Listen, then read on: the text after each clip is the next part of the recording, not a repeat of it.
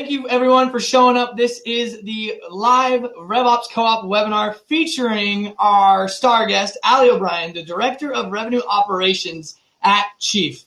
Today, she's going to be dropping a lot of knowledge when it comes to setting the right benchmarks, managing team KPIs, and leveraging that data to increase funnel productivity, aka revenue acceleration.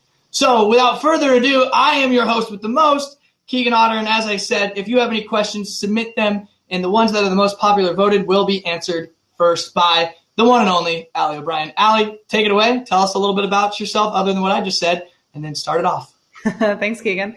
Hi, everybody. Great to be chatting with you all today about how to accelerate your revenue using proper benchmarks and KPIs and the management of those. I am Director of Revenue Operations at Chief. I'm responsible for all things Salesforce, all things sales enablement, sales engagement, sales ops. Prior to this, though, I actually am a sales director turned Director of Revenue Operations. So I got my career start as an SDR, hashtag BDR Appreciation Week, as I know it's happening right now. So way back when, I was the one cold calling, hitting boots on the ground when Salesforce was still in Classic. Some of you, it might still be, and went from there to an AE, an AM, and then managing SDR teams, full cycle sellers, sales engineers. And so I really took that experience and have moved it into the next phase, which is managing the operations of a revenue org, from soup to nuts, from lead to renewal, and all the various data points you might want to track in between. I know this is a little slightly off topic, but I do have to ask because there are a lot of people in the community interested about this. How did you make that transition from sales leadership to the revenue operations side? Yeah, it was definitely a scary transition in the sense of I left everything that I know to go to the dark side. Many people in sales have a tenuous relationship with their sales ops or RevOps team, and I was scared to go on the other side, and it's been an interesting transition. But I made the transition by really making sure that as a director of sales, I was really honed in and focused on the processes. I didn't want to hire just to have headcount when I needed to hit higher numbers. I wanted to first and foremost look for ways to optimize the team that I had, optimize the leads that I had, and not necessarily go back to marketing for more. How could I make more of what I currently have? And that love of process and data-driven decisions is really what got me into the operations side of things. Okay, so let's start with the processes then, especially how that can relate to setting those benchmarks and especially the right benchmarks. A lot of startups are always curious, so where do we start? What should we be trying to set our marks at and our goals and what data should we be leveraging for that? So can you kind of talk about how to set benchmarks, especially at an early stage startup? Yeah, definitely. So the first thing that I tell people when they're asking me, how do I set benchmarks when I don't even have a bench to mark or to sit on for that matter, is to just get started. Don't be afraid of just kind of throwing spaghetti at a wall, see what sticks, and then figuring out how to measure what spaghetti stuck and why later. It's really, really important to kind of keep that in mind. You want to just start setting some numbers in place, and just even if it's on a Google spreadsheet because you don't have Salesforce yet, that's fine.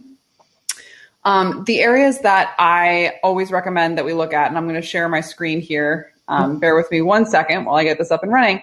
But the things that I really recommend are looking at your funnel and really finding ways to track that funnel from top to bottom and then back up again. So when you look at your funnel and you ask, even if you have full cycle sellers or if you have BDRs going into full cycle sellers, going into closers, going into a CS or AM team to renew, you really want to be able to look at these in blue here, the 4 major win ones, acceptance rates. So that's from lead to contacted or qualified.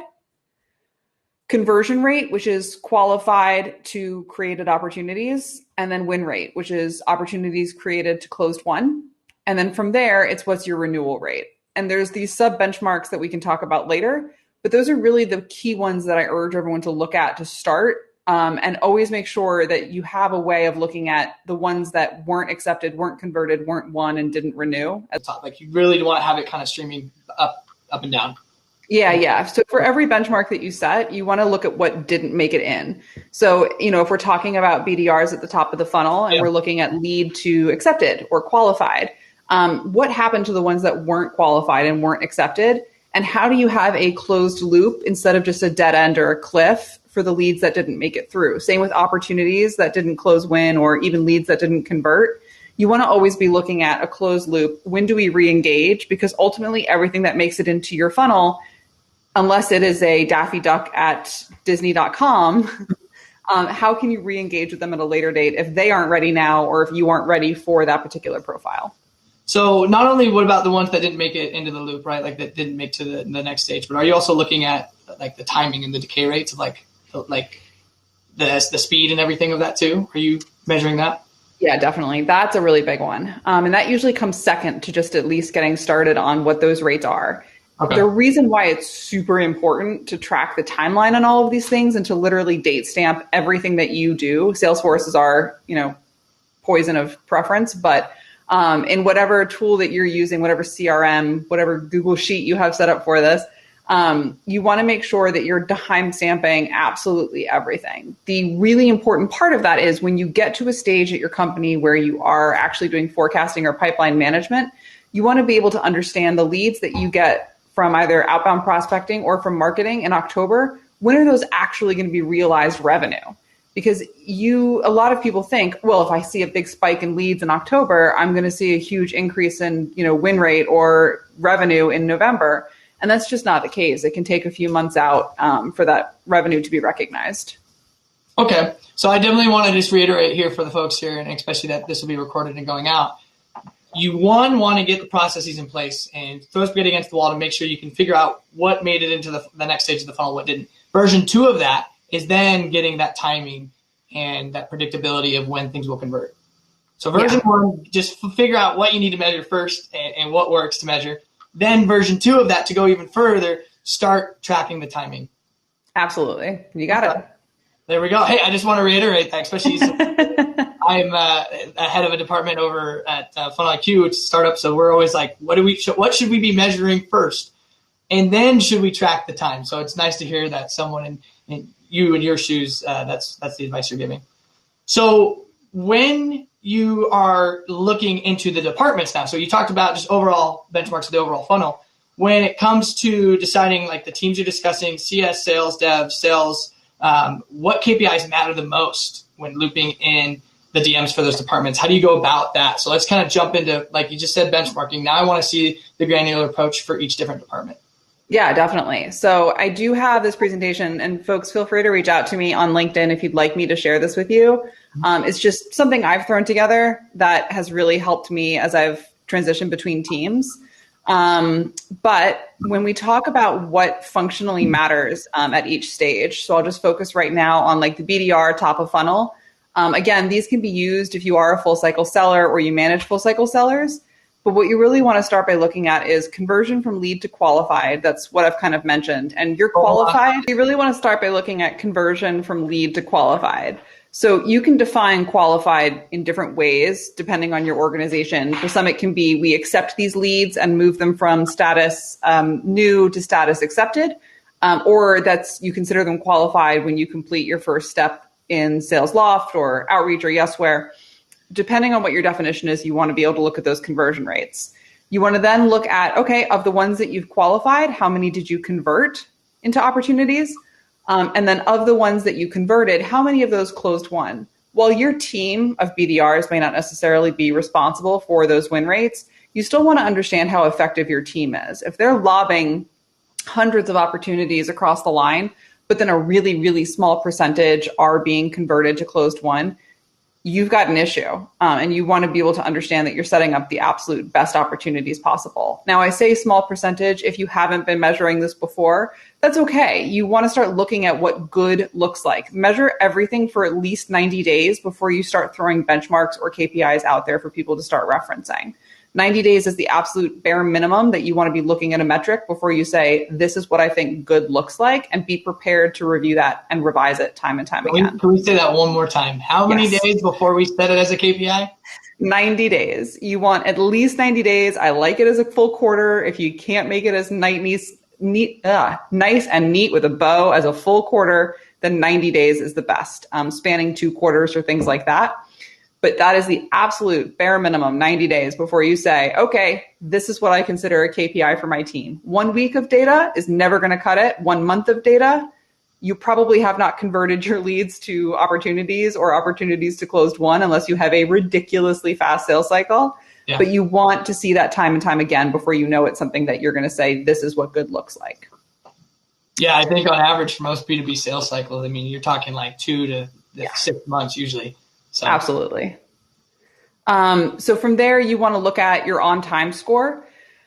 This is controversial.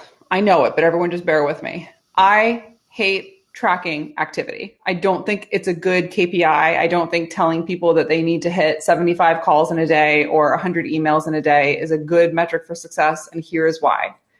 Straight from my mouth to your ears, I was an SDR and I would call my mother to make my numbers for the day.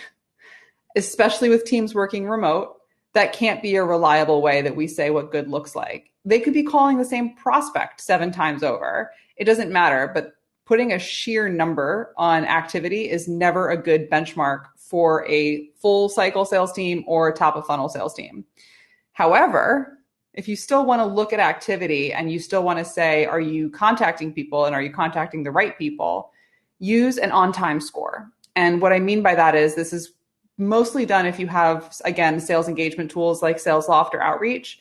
Of the people they were supposed to contact, of the people that were in their cadence, of the people that were in their queue for them to reach out to today, how many people did they actually get to out of that queue? So again, not how many sheer phone numbers did they call. It's how many people that they had lined up to call did they actually get through. The next one is going to be leads unaccepted. So how quickly and effectively are your leads being worked? And therefore, which ones are you not accepting and what's your unacceptance rate? So again, you look at your conversion and your acceptance rate, but you want to also understand, is your team rejecting a high number and why are they rejecting them? And that goes into also the leads rejected. So leads unaccepted and leads rejected. Did we not accept them and it's just because not right now, or did we reject them because we're getting a lot of spam leads coming in from marketing? So I'm happy to hop onto the sales ones too, Keegan, unless we want to talk at all about those SDR ones. No, I do. Oh, I do really want to talk about the sales ones too, because you just had a great point for sales development, and I can relate. I mean, there was times where you hit the dials, but you didn't hit the talk time. So you called a friend and said, "Hey, just chat with me for 5 more minutes. I've already hit quota, but I still got to hit my KPIs for some reason. So I got to get some talk time in." So I can understand and that's very insightful that you're looking at that. So I want to see now what knowledge you're going to drop when it comes to the sales side. Awesome.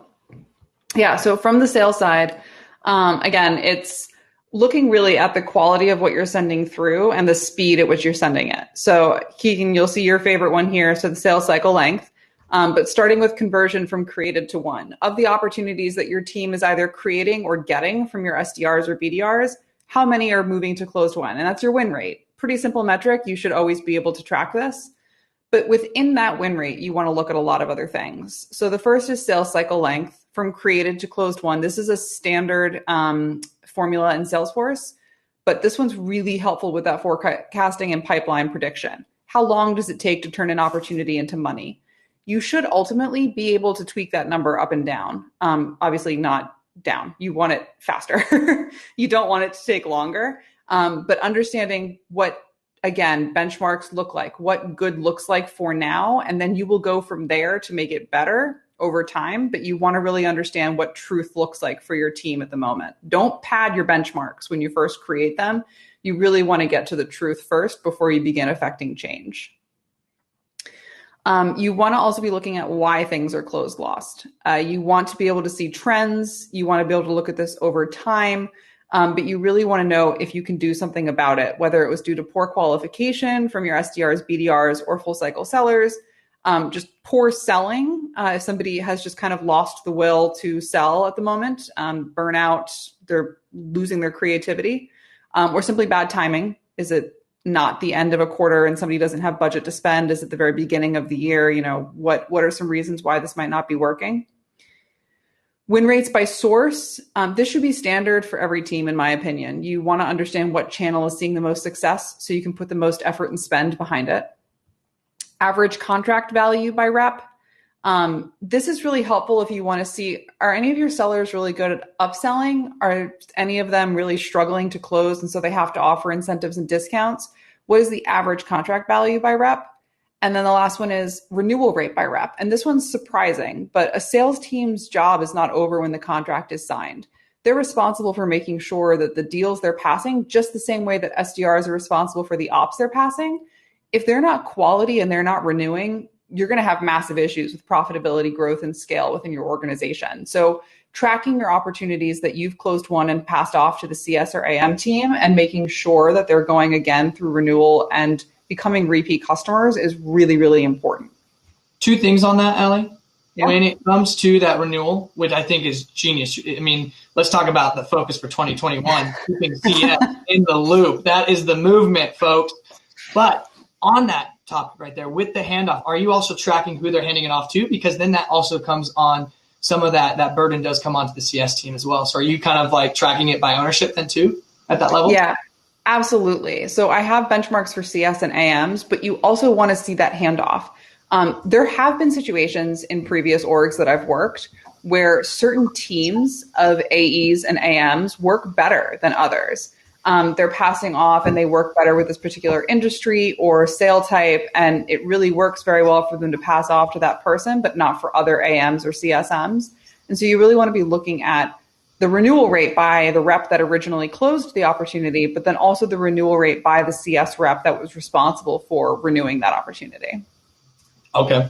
So on that then, on the CS, then is that attributing it all to kind of the handoff and the metrics on that, talking more CS forecasting and quota then for them as well? Like, do you kind of use that to help predict some of that forecasting? Yeah, definitely. Using it to predict forecasting, not only for renewal, but then also for, if we're having a lower renewal rate, there's a lot of R's going on right now. If we're having a lower renewal rate and we're predicting that it's going to go down or be down for a little while, do we need to change things on the new business side to make up for that? If our renewal rate's not where we expect it to be, we're going to have to make up for that in new business to get to our total end of year goal. Okay. And you mentioned CSM. So I know a lot of organizations actually now, sometimes CSMs do the upsell, and then as they get more mature, they'll actually break out and build an account management team or vice versa. Who have you seen best as the owners of renewals, CSM or AMs? It's a great question. It depends on what your org has in place. I've seen, and I've been at some organizations where we have CSMs. Mm-hmm. I've been at some organizations where we have account managers and we don't have CSMs and vice versa. And I've seen some orgs where it's been both CSMs and AMs who are dually responsible for it. I've seen some with onboarding and implementation specialists, and then they pass off to an account executive or account manager. I've even been client to vendors that don't even have AMs, and it's the AE who is responsible once again for renewal. I personally believe that anybody who is doing the onboarding and doing the engagement and ensuring adoption for the client that they've just brought on should be the person who is responsible for the renewal. And here's why. I talk about it a little bit in here, but essentially renewal starts the first day of their engagement with your product. If they aren't onboarded properly, if the tool isn't implemented properly, there is a pretty high likelihood that they are not going to renew. Again, these benchmarks that I'm showing you here for CS and AM teams should help predict that. If they have a low speed to onboard, they're probably going to be more likely to renew, in my opinion, and from what I've seen, but you can measure that within your org. If they have a high engagement, they should probably have a high renewal rate as well. But setting up these benchmarks will begin to be key indicators for you, where if you see engagement dropping, you should probably expect that your renewal is not going to be as high as you want it to be. Yeah, I think Gong has I really like Gong's insight and data on that, about like the engagement of just conversation per week on like a deal that's going to go through. If you communicate at least 8 times throughout the week, you're more likely that you have a high win rate. I think that same engagement score could apply to the CSM. Like if you're only checking in with that new customer on a very low engagement basis and there's no conversation, it's more one way, you can probably predict that that's going to be a churn. Yeah, definitely. On that too, you said not to pad. So I'm curious, there's a lot of orgs out there, and I've been the SDR where I've had 3 quota changes. My background, I was an SDR at Outreach.io, greatest place in my opinion to start an SDR career, and I loved it. But I did go through a lot of changes too because I was at the hypergrowth point which again, I loved because I got that experience. But what we faced is we saw our KPIs change based off of what we saw data changing over time. Sometimes like our quota was too low, so we shot it like way up out of reach, and then it was too high, so we brought it down in the middle. What is your advice to a lot of those organizations that are trying to set those entry-level KPIs first going off? Like, and their fear is, well, what if it's too easy and they're crushing it? Or what if it's too hard? Like, how do you make those adjustments accordingly? Yeah, that's great. That's really one of the hardest parts, I think, of being a quota manager. Whether it's, you're a sales director and you're managing a team of quota attainers, or you're in finance even and setting those quotas. I would strongly urge that you communicate to your team. Let them know this is new. You guys are building this together. Bring them in and get them bought in on the system and process so that they aren't freaked out or confused as to why their quota is changing on a regular basis. That's number one, is transparency and open communication with the team. Number two is letting them know that this is going to be the quota that it's going to be for the next X period of time. I, again, will preach 90 days. 90 days, 3 months, folks, 3 months. 3 months. You want to have some level of consistency, even if it's high or low. And the reason for that is if the quota ends up being too high, you've communicated to your team that they'll have an opportunity to kind of recoup that at a later date. And if it's too low, you aren't overcompensating for too long. I'd strongly recommend looking at a 90-day or quarterly as a minimum for any quota that you set. The other thing I'll say about this, and if there's anybody on finance on this call, cover your ears. Shoot low. Go honest and then go low to get started, because you don't want to de-incentivize? You don't want to lose your team. You don't want them to lose faith in you as a leader. You don't want them to be not hitting their numbers when they're working as hard as they are to, make the revenue happen for your organization. So at a risk of overcompensating for a little while, knowing that you might be knocking it down a few notches later on, give them that opportunity to way over exceed their numbers at the start. That'll get everybody really excited, really bought in. Don't make it too low that all of a sudden everyone's quitting because they got like a GameStop buyout situation going on in their, checking account. But you want to give them something to look forward to. Again, being transparent with them that, hey, we're probably going to increase quotas because everyone way overshot this month. But that's what I'd say. I've been, I've reaped the benefits of both. Having a quota that was too easy, and next thing you know, you're on vacation for 2 weeks, and then a quota that no days off till you hit that thing. Yeah. So I definitely agree. Coming from someone that was an SDR a couple of years ago, now just new to management, I totally agree with that. And what I want to, it leads to my next question here, Allye. So obviously you have the sales leadership background, jumps to the dark side of revenue operations and the data. So do you believe now, because I see a lot more organizations trying to bring forecasting onto revenue operations, should RevOps lead the forecast calls then? I believe so. I don't know if I highly recommend anybody on this call to follow Jeff Ignacio. He's an amazing revenue operations leader. Amazing. And he's fantastic. He's been leading the charge in revenue operations should be a strategic function. We should be the seer sayers, the source of truth, the truth sayers. Numbers don't lie. Data doesn't lie. People do. And that's really, really important. And so anybody who's leading your forecasting calls, anybody who's leading a review of last quarter's numbers, last year numbers, who has a stake in presenting it one way or the other, is always going to naturally sway the conversation in their favor. It's going to be very difficult for somebody to be open and honest that their team missed the mark if they're the one presenting to all relevant stakeholders, including head of marketing, head of sales, and head of CS or retention. So somebody who is a neutral third party who can come in and just say, this is what it is, this is what it means, and this is what we should do about it, and speak to all of the stakeholders in those different organizations that drive the revenue number, is really the person that you want to be leading these conversations. Yeah, we for a perfect analogy, we are the Gandalf the Greys. If you know Lord of the Rings, folks, we are you don't see him in a lot of action, but he is giving the wisdom and the guidance. Or for you Star Wars people out there, Obi-Wan Kenobi, episode 4, old wise guy. I think he uses the lightsaber once. All he does is give the wisdom and the direction. One of our devs today just equated us to the Mandalorian, because this is the way. This is the There's way. no arguing it. This is the way. What In we RevOps, say is the way. RevOps is trained to be unbiased with it. We are like, this Exactly. is telling us this is the way. With that too, leading back to setting those benchmarks for a new RevOps team of one, and I know you've grown your RevOps team a little bit. We'll go into that in a little bit. But for a new RevOps team of one, where is the one place that you feel the team should focus on benchmarking? New logos, CS, quota, like first, right off the bat, when you come into the role, where should you start? That's really hard. I guess it depends on what your remit is. Not everybody is going to be as lucky to come in as I am and kind of be like, all right, you've got to look at marketing all the way through to win. This might be controversial. The first one I would look at is retention rate. What is your renewal rate? Because that's really going to be a key indicator for success. And that's going to let you understand where you need to start diving in first. If you're seeing low renewal rates, then you can begin triaging from there.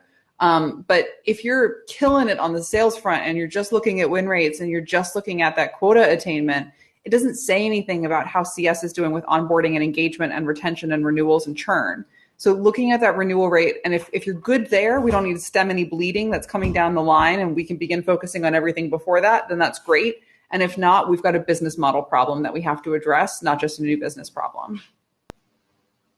I think, again, great that you're bringing light to CS because we all know what kills a brand new startup. Exactly. Even if you're in your Series A to Series C, if you have high churn, you're not going to last long. And investors are going to look into that later on. Now, of course, they see the sales up front, but what happens 6 months down the line, a year down the line? Yeah. And that was actually, I wrote that one down. That's my takeaway from this today, with especially that. Look at the retention renewal rates as we go. Yep. So with that being said, how do you recommend then, like new leaders, reach out to the peers to create those benchmarking for their team? Because obviously RevOps is the one that gives the wisdom and direction, that strategy. But how do you go about the approach? Yeah, so I'm going to stay on this one for this part of the conversation here at the bottom. But go about that approach by being, again, open, honest, and transparent. You want everyone to look. This conversation is going to start with people being a little bristled because they're going to be protecting their best interests. So the first thing I'd recommend is getting an SLA in place. And an SLA, for those that have never used one before, is a service level agreement. Typically, they're put in place between a client and a vendor. We have one for how quickly our IT remote consulting team is going to get back to us on issues. It's 2 hours for load triage and things like that. But putting an SLA in place between marketing and top of funnel sales. So again, if you're full cycle sellers, it might be the sales team. If you're SDRs and BDRs, that's where it starts.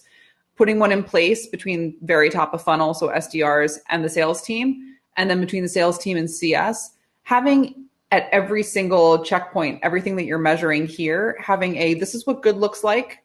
This is how we're going to measure it, link to the reports for full transparency. And this is what we're going to do if we see those numbers start to fall below a certain threshold. That's going to be a great place to start between the teams and get alignment across everything. Once you kind of have those in place, you can begin saying, okay, guys, we all agree on this. We all agree this is how we're going to measure it. We all agree this is what good looks like. And we all agree this is what we're going to do about it if it doesn't start looking good. And you can really set up so that you're following the model of data doesn't lie. You can set up a really open and honest conversation. Look, guys, we agreed to this. We agreed that this is the report we're using. This is what good looks like. This is what our threshold is, and we're not there. This is what we agreed to when tension was low of what we were going to do about it. And so now we have to start doing those things. And then with having the peers on board, setting up that agreement moves to the next step then. So my Slack is going nuts. I apologize. And I don't know how to mute it. But basically, to the next point then, once you have that established, those goals established, the direction, the agreements, and I'm going to mute myself after this, I swear. How do you scale? How do you scale that RevOps team? How do you scale those strategies? Let's talk about that aspect, because we know if you scale the correct way, that'll also increase productivity. Definitely, yeah. And I see that Mary asked a question just about that as well. Although I'm sure, Keegan, you saw that and that's what drove that question. Yep. So the way that you scale from there is, okay, you have everything in place. You have the SLAs, you have your benchmarks, you know what good looks like, you know what bad looks like. How do you scale? All right. So you start right there with the renewal rate. And you know, if you're good there, you can focus on the other teams. What I strongly recommend, getting a report that there is no sound from me. Does anybody, Keegan, are you able to hear me? Yeah. No, we're Okay. good. All right. Andreas, Andreas, you might need to change your speakers. well, what I would do, Andreas, is change the speakers and then just rejoin. That's usually how we've been troubleshooting it lately. Carry on. Thank you for everyone that has confirmed that you can hear me. Nope, I'd rather know that you can't hear me if that's the case, and we'll figure that one out. Cool. So once you have all the benchmarks in place and you have all that established together, in terms of what it looks like to scale your team is focusing on each of these points here. And you want to make sure that if each of these respond to a different team, you have somebody who can help triage at every step of the way. So what you really need to first establish is that revenue operations is not the same thing as sales operations. I'm going to pause on that one for a second. Revenue operations is not the same thing as sales operations. And controversially, although I'm sure I can get a round of applause from anybody RevOps on this call, revenue operations is not the same thing as a Salesforce admin. So you first want to make sure that you have the right people in place to support the tech that you have that is driving the data. Because if you've set benchmarks, but you're not getting data because the tool is broken, tech is broken, the connections aren't working, people don't know how to use it, there's no engagement in place, there's no enablement in place or anything like that, then you might as well not be here and just close up shop. So having the team in place to support those pieces of technology that are driving the data is super important. So the first thing I'd recommend is getting your sales ops or Salesforce admins in place stat. Get somebody in who can do bug fixes. Get somebody in who knows how to set up user profiles, who knows how to convert leads and set up your org exactly the way to get you to these data points. But you don't want to be the one focusing on that if you are driving the strategy and the forecasting conversations. So getting your absolute admins in place to make sure that everything works smoothly and the wheels are greased, but not like that, and everything is running smoothly is really, really important. And then you can kind of zoom out a little bit. Once you have your admin and support teams in place, because that's really going to stem the bleeding and make sure you don't get tech debt later on, that's when you can start to bring in ops and enablement. So somebody who can oversee the connections of everything into Salesforce or into your source of truth, who can make sure that all your pieces of tech are running. I manage about 7 pieces of technology in my tech stack, and it's getting a lot for one person. And so you want to make sure that you have enough people to actually support everything if you've just brought on a Salesforce admin or a sales ops admin. From there is when you can start to look at people to do the strategy. So project managers are not used enough on the revenue operations side. Bring a PM on, somebody who can kind of make sure that tickets are being triaged, they relate to the right priorities, they relate to overall business goals, who can kind of be the bad cop when your AEs are aggressively slacking your Salesforce admin, asking why this thing has not been taken care of yet. Direct them to a PM who can say, look, we've got to do these 15 other things first. That's in next sprint for those of you that use Agile. But getting those people in place who, I'm just going to switch over my on that, actually, I did have a question, Allye, with that PM then. Are you talking, I feel like that's a forward-thinking idea for sure.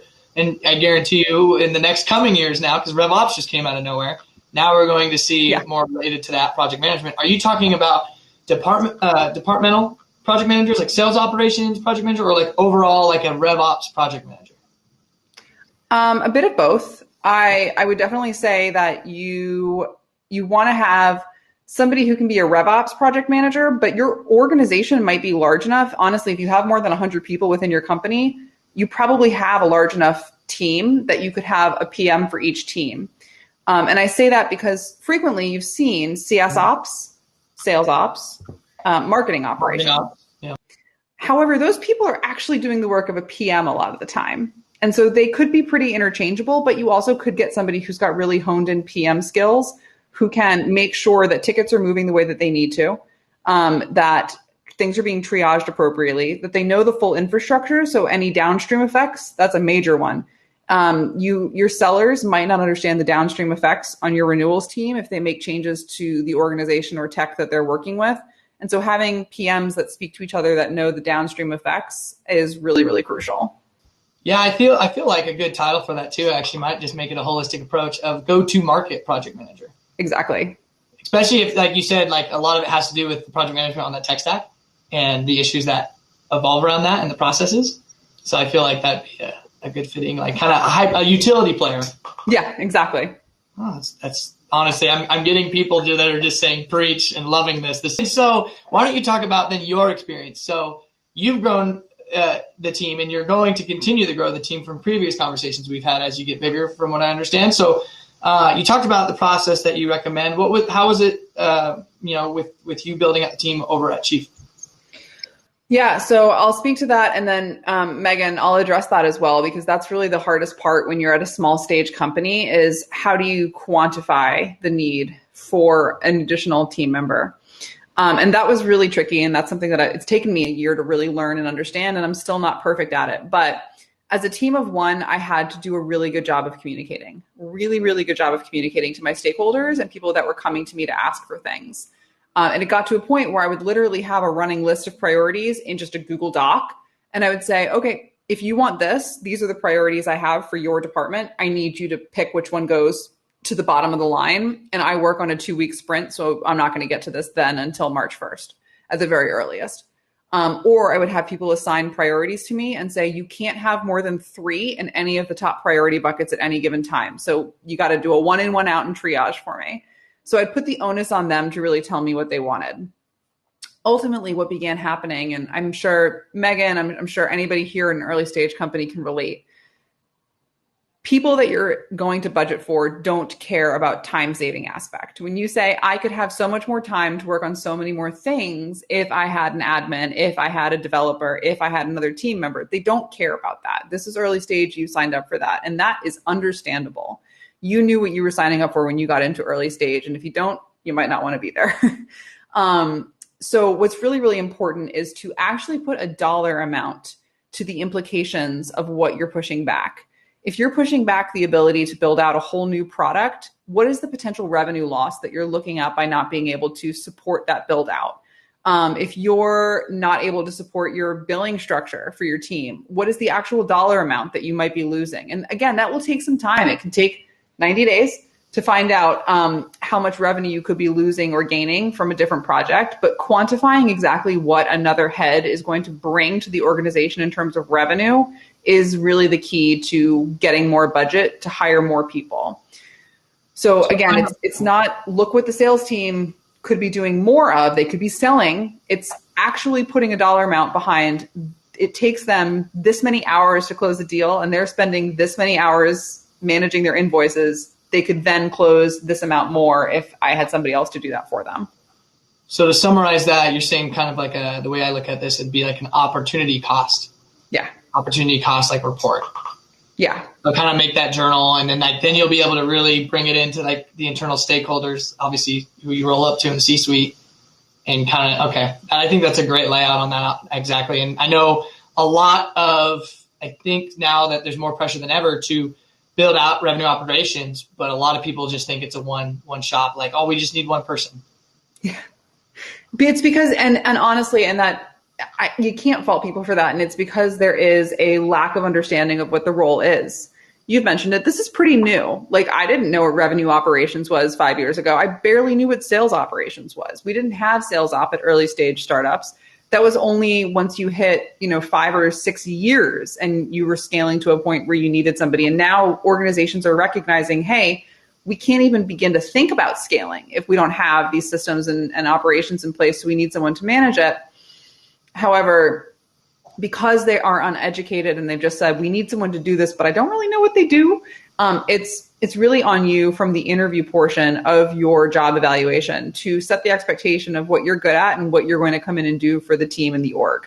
And then just reiterating that and reinforcing that with your stakeholders, again, time and time again, this is not me. I do something different. If we need someone to do this, that's a different role. So on that then, and this, again, the controversial question, but we're dropping the truth here.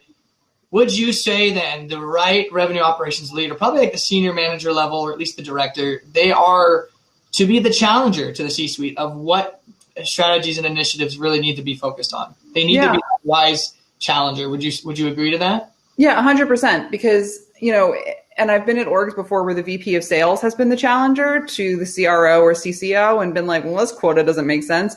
It should be lower. And obviously, the C-suite's not going to take that seriously because they know that the VP of sales is just looking out for their bottom line. Yeah, or vice versa with marketing. Hey, that lead number seems real high, and it's because they're hedging their bets.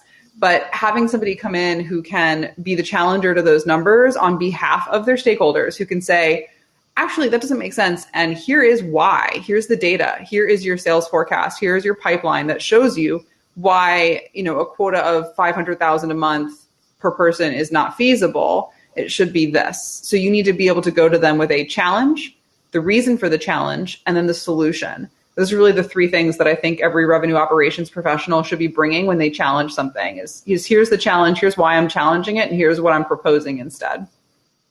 Exactly, 100%. And that's, I think that role, that will be more a stronger definition as RevOps grows and matures. Yeah. That they are seen as that kind of the wise challenger that will challenge the status quo because they're they have a stake in all departments.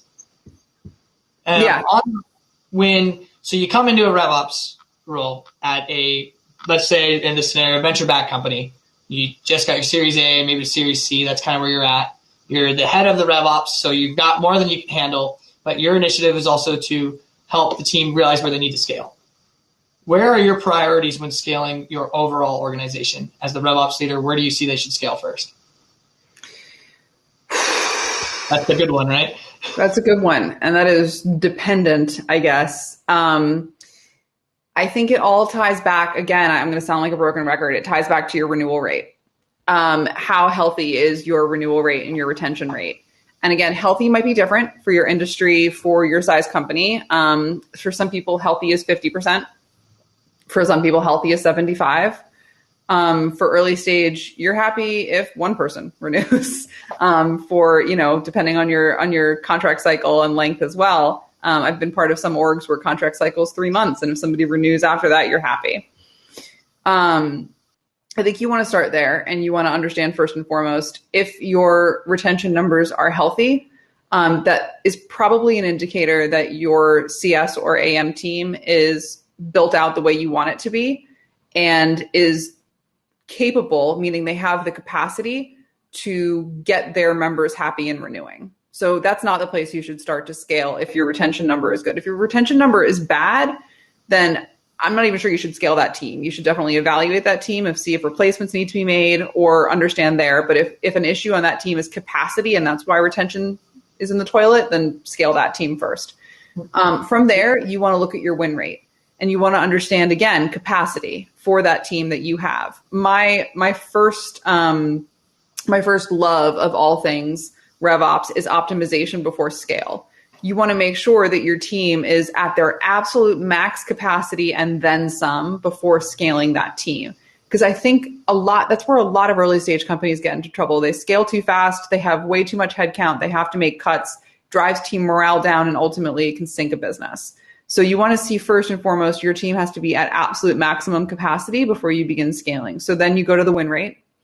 And if your sellers are over quota, either your quota is wrong, and you could increase that and still scale the organization with the same headcount you have, or you need to bring on more sellers. Then you go from there. If the win rate is good and healthy and you're hitting your numbers and people aren't at max capacity, then you want to bring in more at the top of the funnel so that you can make your sellers be at max capacity. And so you want to increase your BDRs, or you want to scale your marketing operations team so that you can bring in more demand gen. You can bring in more, top of funnel if they're responsible for outbound list prospecting or things like that.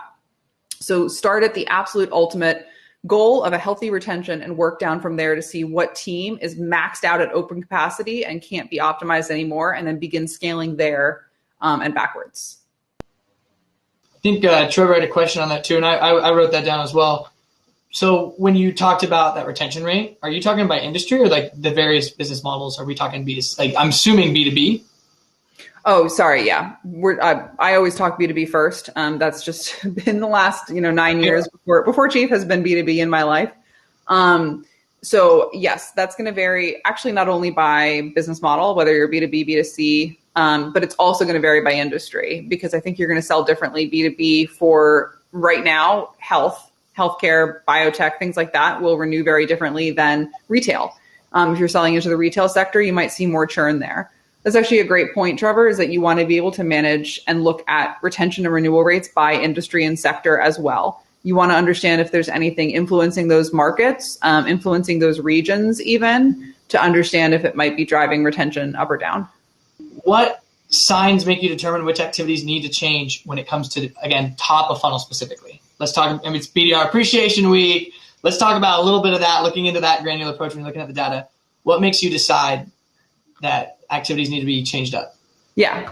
So, and I've got some on here that I can kind of go back to a little bit. When it comes to BDR, when it comes to the absolute top of funnel, you want to look at how many leads and how many qualified very, very first. That's really where you can determine where those top of funnel activities need to get changed. Again, I'll preach it. Please don't manage activity. Please don't measure activity. It's not an indicator of good. It's just an indicator of they know how to use a phone. Or send an email and their parents are fine getting 75 emails a day from them because they love their child and they want them to succeed. Or their roommates or whoever it is, their dog, if they have an Instagram account and an email address.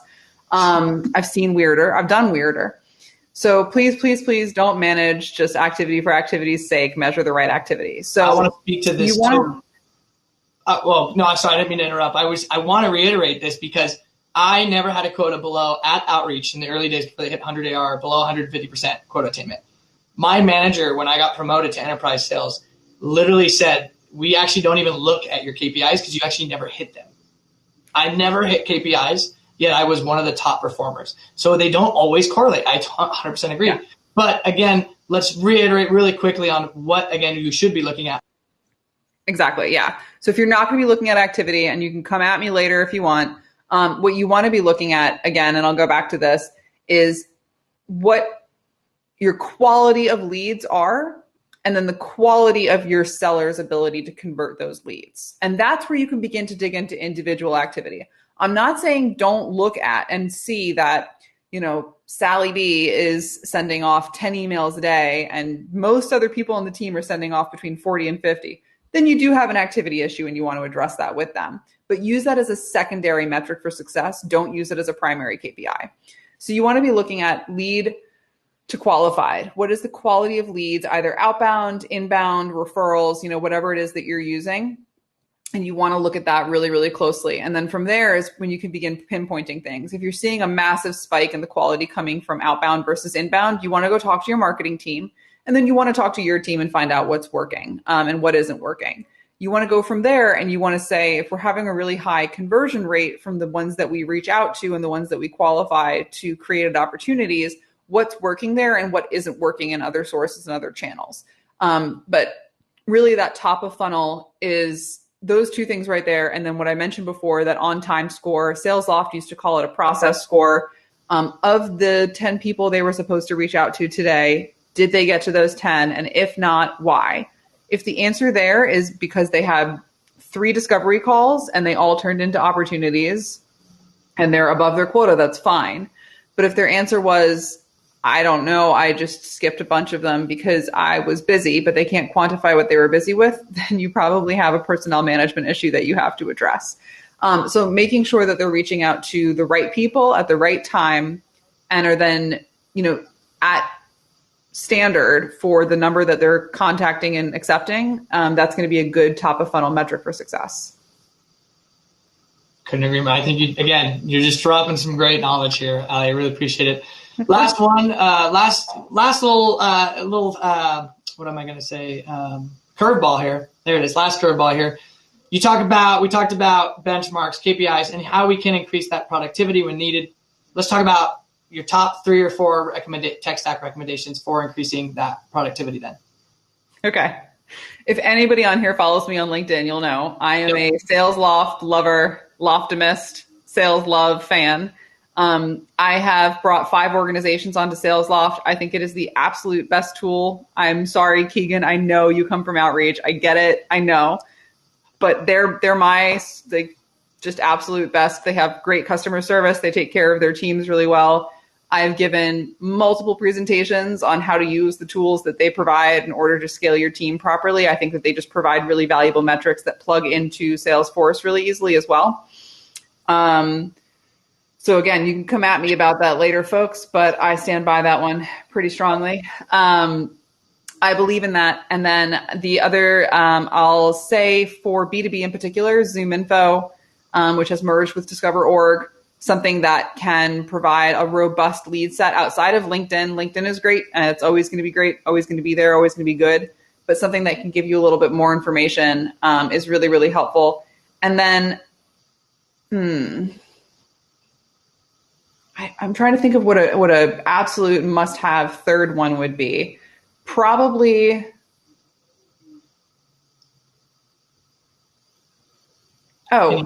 for me, I absolutely can't operate without a tool like Jira because I have to do ticket management somehow. And because revenue operations manages a tech stack larger than Salesforce, I need it to not just be about Salesforce case management or ticket management.